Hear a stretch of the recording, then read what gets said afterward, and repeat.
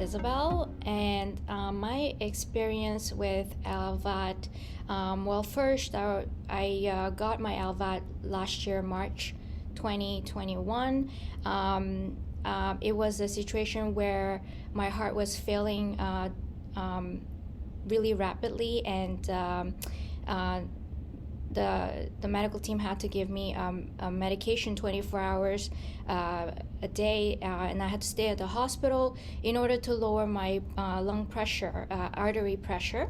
However, this medication was no longer doing its job after a few weeks, so I had to had the LVAD implanted, and I had the LVAD for about 5 months.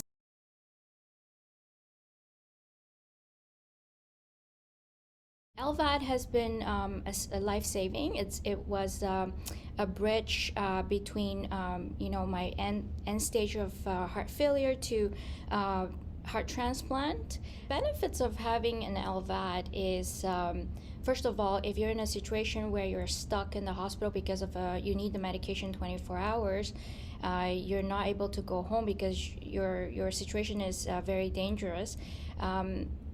By having an LVAD, I was able to get more stable, and I was able to go home and celebrate my birthday and Mother's Day in May. I actually celebrated Easter in the hospital because it was March last year. So I was actually happy that I was able to go home. I didn't have to spend my birthday and Mother's Day in the hospital and do the celebration through FaceTime. And the LVAD also, after, even though the surgery takes a toll on your body, you're weak, but after you recover and you do more walks and stuff, it actually helps because of it helps your heart pump better. So it gives you more energy to actually exercise more and prepare yourself for the heart transplant, which is another big heart surgery.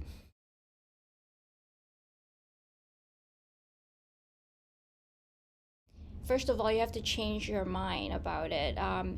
Because when I got it, I just thought that, oh my God, like it's a heart pump. You hear all these noises, that mechanical noises that go zooming all the time. It's like, oh my God, you're a mechanical person right now. But you have to open your mind thinking that, okay, this thing is helping you, keeping you alive longer while you're waiting for the heart. It's improving your, I just keep saying to myself, improves your blood circulation, so your muscles have more energy, you can exercise, you can prepare yourself for the next surgery. So the mind part is very important, to be positive about it. Even when going out, a first time when I go out with an LVAD, with the vest and the batteries, I just tell myself, don't worry about what other people think about it. Just walk with it, and it's something that it's keeping you alive.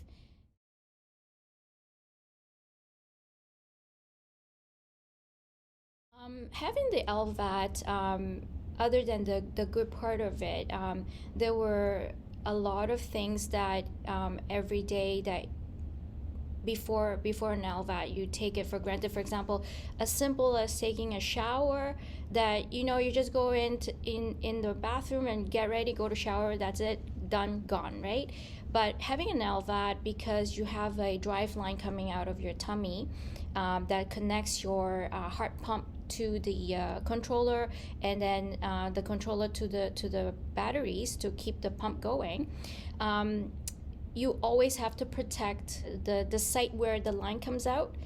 Before a shower, it takes about 15 to 20 minutes for me to prepare, because I have to cover the site with saran wrap, with a really tight tape around it, making sure no water goes through it, because if we have water touching the site, it will cause infection, and the infection can actually run back into the heart pump and cause infection of the heart, which is very life-threatening. And then another thing about the LVAD is the fear. The fear of what? The fear of any time uh, uh, the clot, there's a possibility of clot of blood inside of the pump, and when there's a clot, the pump won't work, and then you will actually, because your heart is already very weak, and if your pump fails, that's it. It's a very emergency at that time. So I always have to make sure that I'm taking my Coumadins. I have to make sure that every week I go for my INR blood test, making sure that the INR is always above 3. We want to keep the blood as liquid as possible. We don't want to coagulate inside the pump. And another thing is you also have to keep your fluids low because of your heart failure. So every day have to measure weight in the morning. Also have to always log the numbers that shows in the controller of the LVAD. Because these numbers are very important, because you have to report it back to the heart clinic, either through the app called Medley, or you just I don't know how other people do it, but I usually record it on paper too, and on top of the app. If anything triggers, it will trigger the Medley team, and then they will call me and give me instructions about it. And another thing about LVAD is, even though I was explained everything about what to expect with an LVAD, but when you actually have it and you live with it, then you actually experience the things that, like I said, about shower is like a simple thing, but it becomes a whole process just to shower. Going to sleep is another process, because you have to detach yourself from the batteries and plug yourself back into the wall power. And then even going out, you have to make sure that your drive line is protected, because you don't want to go through anything and get the line caught, and then pulls it out, and then it's another emergency. Even when I cook before, I have to be careful of those doorknobs in the kitchen.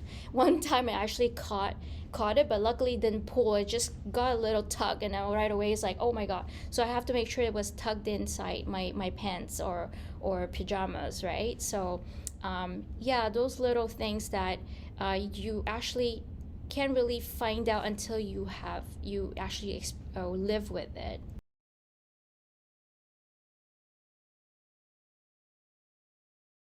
If someone tells me that they're about to get an LVAD, I will say good, because first of all, not everyone is suitable for an LVAD, and if you are able or suitable for one, it's a very good sign, because like I said before, it's something that keeps you going until you get a better treatment. Medical treatment for heart transplant, or even for for your end stage treatment, because some people are not suitable for heart transplant. I did read a lot of stories that people have their LVAD for more than 8 years, and they still live with it. They get used to it. And then I say, you're very courageous too to go through it, because it is open heart surgery. It takes a lot of courage too, because it's a very scary process. If you have questions, ask the doctors. They will answer everything. They will tell you everything. Like knowledge will keep you actually more confident about it. Talk to your surgeon. It's very comforting talking to a surgeon. Talk to a cardiologist, nurses, other patients, if they had it, because their experiences will give you a preliminary, like a thought, like what to expect. In the end, just keep your mind open, and just there's going to be a lot of difficult times, because recovery, it's difficult, but be persistent. Just think about the positive side, that you have it for a good reason, and just go with it. Yeah.